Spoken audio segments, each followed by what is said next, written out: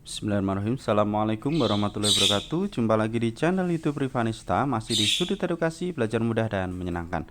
Bagaimana kabar adik-adik semua? Tetap semangat dan juga sehat ya. Walaupun masih belajar dari rumah ya, dan sebagian besar sudah ada yang melakukan pembelajaran tatap muka atau PTM.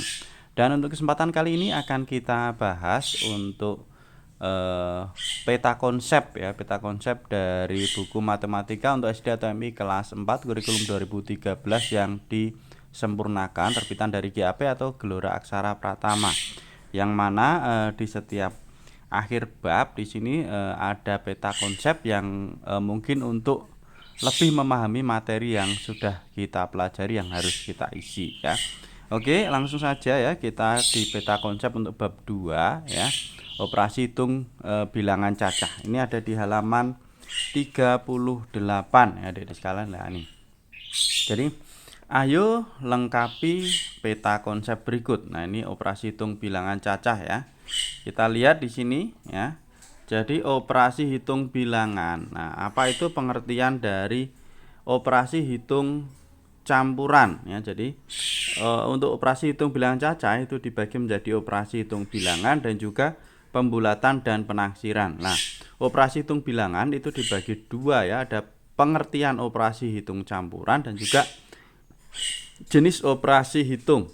Nah, jadi pengertian operasi hitung campuran adalah operasi hitung yang melibatkan lebih dari satu jenis operasi hitung yang berbeda ya. Jadi hitung campuran ya, tidak hanya penjumlahan saja, pengurangan saja, perkalian saja, tapi digabungkan ya.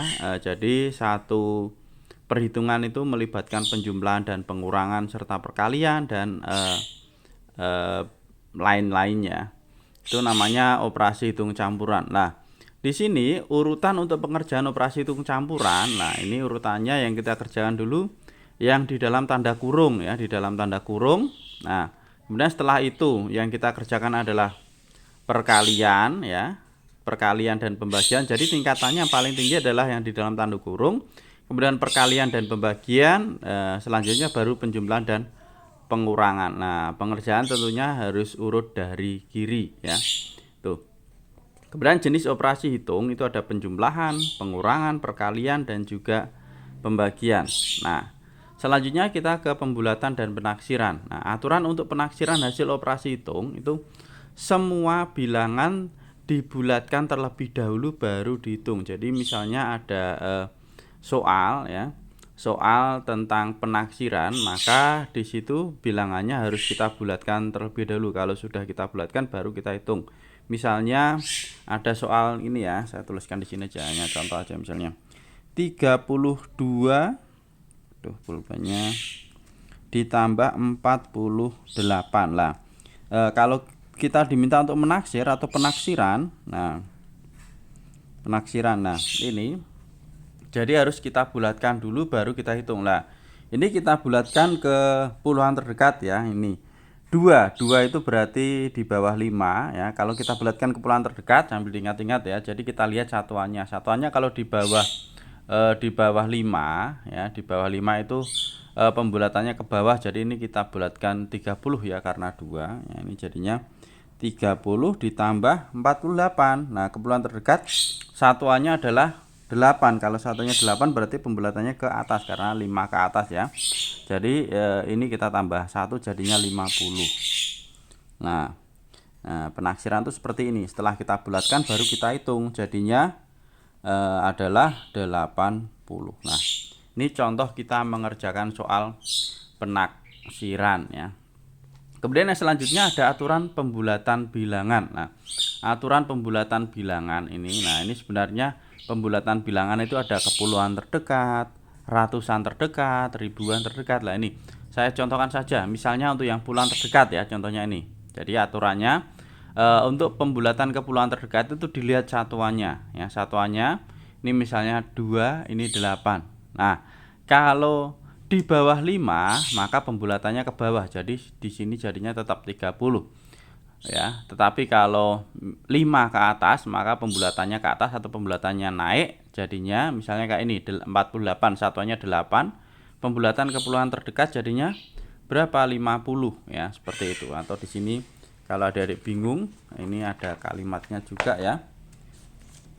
Nah, ini aturan untuk pembulatan, misalnya kepulauan terdekat. Nah, jadi perhatikan angka pada tempat satuan ya.